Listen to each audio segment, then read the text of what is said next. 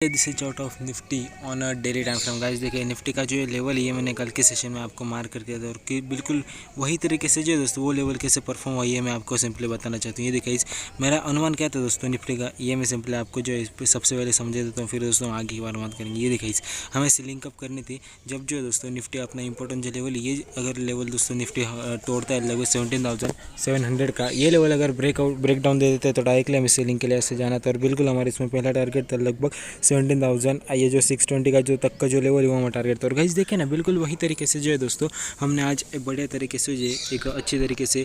कल के सेशन में जो दोस्तों एक बढ़िया तरीके से गिरावट भी देखी थी। और आज क्या हुआ दोस्तों, बिल्कुल मैंने आपको कहा था कि ये जो लेवल है ये जो ऊपर से ट्रेंड लाइन हमें नजर आती दिख रही है दोस्तों, ये ट्रेंड लाइन मैंने बाद में बनाई दोस्तों 15 के टाइम फ्रेम पे। ये तो हमें इधर क्या नजर आया दोस्तों 5 मिनट के टाइम फ्रेम पे, सिंपली एक इधर जो है दोस्तों एक दिन का जो हाई दोस्तों उस पर एक निफ्टी जो बिल्कुल बढ़िया तरीके से रेजिस्टेंस ले रहा था, वो रेजिस्टेंस कंप्लीट होने के बाद जो है दोस्तों इधर जैसे ये जो एक कैंडल में दोस्तों बेरिश कैंडल उसमें मैंने एंट्री कर लिया। एंट्री करने के बाद नीचे के साइड में मेरा बढ़िया तरीके से जो टारगेट है वो हिट हो गया। तो अच्छी तरीके से आज मुनाफा मैंने कहा मैं शॉर्ट में डालूंगा दोस्तों कितना मुनाफा हो। तो ये मेरा जो है दोस्तों कल का सेटअप था और बिल्कुल वही सेटअप के अनुसार मैंने जो है दोस्तों आज के दिन में ट्रेडिंग की। गाइज अब हमें करना क्या है, क्योंकि काफ़ी इंपॉर्टेंट लेवल के हिसाब से निफ्टी ने जो इतनी बढ़िया तरीके से इधर ब्रेकआउट दिया, हालांकि दोस्तों मैं ब्रेकआउट लेना चाह रहा था, लेकिन दोस्तों मैं जो मार्केट में उपस्थिति नहीं था, जी हाँ दोस्तों बाहर गया था दोस्तों, थोड़ा काम था, तो इसी वजह से मार्केट में जो अपॉर्चुनिटी मेरी छूट गई। लेकिन ठीक है दोस्तों, हमें कल के परसों के सेशन में फिर से निफ्टी बैंक निफ्टी फिर से अपॉर्चुनिटी दे सकते हैं। गाइज अब हमें करना क्या है, सिंपली जो है दोस्तों निफ्टी जो है काफ़ी बढ़िया तरीके से अपने जो सपोर्ट है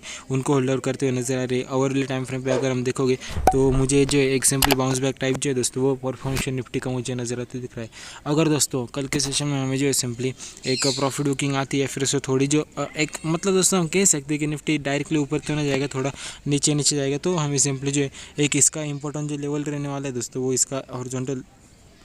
लाइन के हिसाब से मैं इधर मार्क करके देता हूँ। ये दिखाई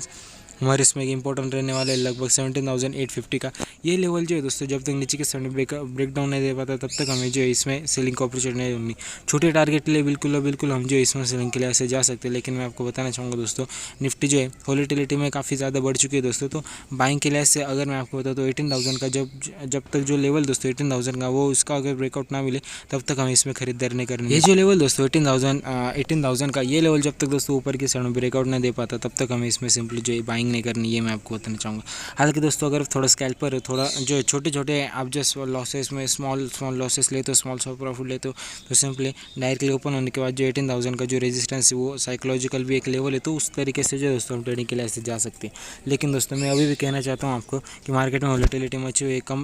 कम जो है दोस्तों कम क्वांटिटी के साथ आप ट्रेडिंग कीजिए। ये दिखाई अगर निफ्टी जो है सिंपली गैप डाउन से ओपन होता है या फिर जो है दोस्तों थोड़ा इधर रिट्रेसमेंट के लिए आता है या फिर एक जो है दोस्तों सिंपली एग्जैक्ट वही पॉइंट पे ओपन होता है सिंपली नो गैप नो वगैरह, तो इस वजह से जो है दोस्तों निफ्टी सिंपली 17,850 तक का जो लेवल है उसके लिहाज से इधर जो है दोस्तों थोड़ा घूमेगा फिरेगा और फिर ऊपर के साइड में ब्रेकआउट देगा, फिर थोड़ा जो है दोस्तों इधर एक वोलेटिलिटी क्रिएट कर सकता है, ऐसा जो है दोस्तों मुझे इस चार्ट पर नजर आते दिख रहा है। और अगर दोस्तों ये जो लेवल है उसको होल्ड आउट नहीं कर पाता 17,850 का जो लेवल इसको अगर होल्ड आउट नहीं कर पाता तो एक तो निफ्टी इस तरीके से वोलेटिलिटी अपने क्रिएट कर गया, फिर दोस्तों नीचे के साइड में गिरने के बाद इस तरीके से जो है दोस्तों वो अपनी वोलेटिलिटी क्रिएट कर सकता है, ऐसा मुझे चार्ट पर दिख रहा है। ओवरऑल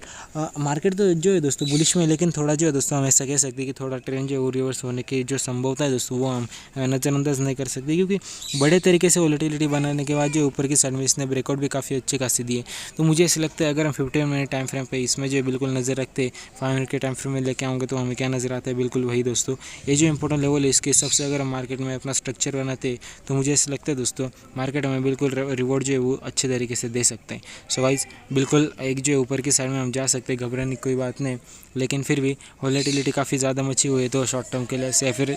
थोड़े जो है दोस्तों ट्रेड लेने, यही मैं आपको बताना चाहूँगा, कम क्वांटिटी के साथ आप ट्रेड लीजिए। गाइस देखिए निफ्टी बैंक के बारे में मैं आपको सिंपली बताना चाहूँगी कि फॉर्मेशन कैसा हो रहा है इन दोनों चार्ट्स का।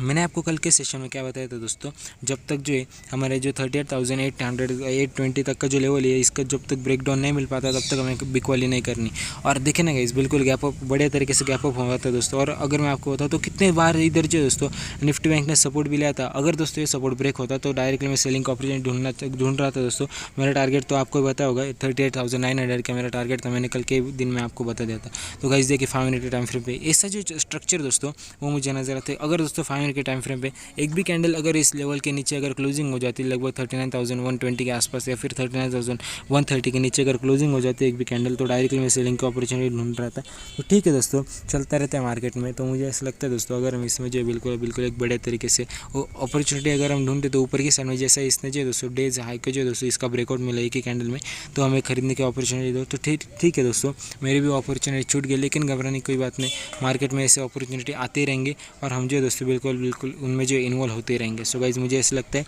बैंक निफ्टी में ट्रेडिंग के लिए ऐसे बुलिश तो स्ट्रक्चर तो मुझे लग रहा है दोस्तों, लेकिन फिर भी अगर मैं आपको बताऊं आवरली टाइम फ्रेम पे मैं एक बार लेके चलता हूँ कि फॉर्मेशन कैसा हो रहा है। ये दिखाई बड़े तरीके से जो है एक हम कह सकते हैं दोस्तों कि एक बाउंस बैक तो हमें देखने को मिला है। लगभग जो है 38,800 का जो लेवल है इसका काफ़ी बड़े तरीके से लेवल होल्ड आउट करते हुए नजर आ रहा है दोस्तों। अभी तक इधर एक वीक बनाई थी, लेकिन ठीक है दोस्तों वो वीक ज़्यादा समय तक रुकी नहीं, बड़े तरीके से बाउंस बैक हमें देखने को मिला। गाइस देखिए निफ्टी बैंक में हमें बुलिश कब होना है ये मैं सिंपली आपको बताना चाहूँगा। हॉरिजॉन्टल लाइन ये दिखाई, हमें निफ्टी बैंक में ज़्यादा बुलिश कब होना है जब 40,000 का जो लेवल है इसका अगर हमें ब्रेकआउट मिल जाए तो डायरेक्टली हम जो है बिल्कुल बुलिश होते हुए नजर आ सकते हैं। क्यों दोस्तों 40,000? गाइस देखिए साइकोलॉजिकल लेवल है और कहीं ना कहीं जो है दोस्तों इधर एक बड़े तरीके से परफॉर्मेशन दिखाने के बाद जो निफ्टी बैंक ने ब्रेकआउट भी दे, तो अगर दोस्तों थोड़ा गैप डाउन से ओपन होता है फिर उससे थोड़ा गैप अप से ओपन होता है तो 40,000 का जो लेवल है 40,000 के ऊपर अगर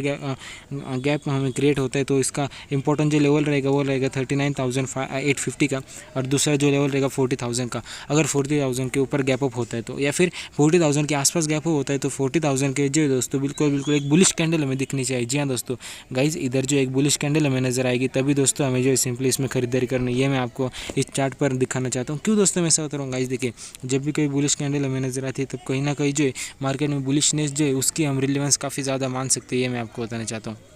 सिंपली बड़े तरीके से फॉर्मेशन तो हुआ है, ऊपर की साइड में ब्रेकआउट मिलता है तो काफ़ी बड़ा रहेगा, और 40,000 का जो लेवल है उसके आसपास से अगर निफ्टी बैंक रेजिस्टेंस लेने लगता है तो नीचे की साइड में हमारे इसमें पहला जो टारगेट रहने वाला है वो ये दिखाई हमारे इसमें पहला टारगेट रहेगा। ये जो आपको लेवल दिख रहा होगा ये देखिएगा इस कितने बड़े इधर जो कंसोलेशन भी किया है, और मैं आपको बताना चाहूँगा दोस्तों कंसोलेशन करता है और फिर से जो दोस्तों इधर कहीं ना कहीं सपोर्ट और रेजिस्टेंस का काम भी किया है। तो मुझे ऐसा लगता है दोस्तों ये जो लेवल है अगर निफ्टी बैंक जो है दोस्तों ऊपर की साइड में जाने की जो लेवल है दोस्तों वो तैयार नहीं कर पाता, रेजिस्टेंस लेने लगता है, दिन का हाई को भी तोड़ने वाला है, तो मुझे ऐसा लगता है दोस्तों ये जो लेवल है इसके आसपास कहीं ना कहीं ओपन होगा। ऊपर की साइड में 40,000 में रेजिस्टेंस लेगा, रेजिस्टेंस लेने के बाद नीचे की साइड में थोड़ा फॉल जो दोस्तों वो दिखा सकता है, फिर से इधर जो कहीं ना कहीं वोलेटिलिटी क्रिएट कर सकता है। तो उस लिहाज से हम सिंपली जो दोस्तों बैंक निफ्टी ट्रेडिंग के लिए जा सकते हैं। ये मैं आपको बताना चाहूँगा। मार्केट की अगर मैं स्ट्रक्चर बताऊँ दोस्तों तो ओवरऑल बुलिश है, लेकिन फिर भी शॉर्ट टर्म के लिए से जो करेक्शन आते हैं उनके लिए से इंट्राडे ट्रेडर्स के लिए जो है दोस्तों इसमें प्रॉफिट बनाना होता है। तो आज के सेशन में मुझे भी प्रॉफिट हुआ है, तो ठीक ठाक हुआ है दोस्तों, मतलब इतना भी बढ़िया नहीं हुआ लेकिन ठीक है दोस्तों,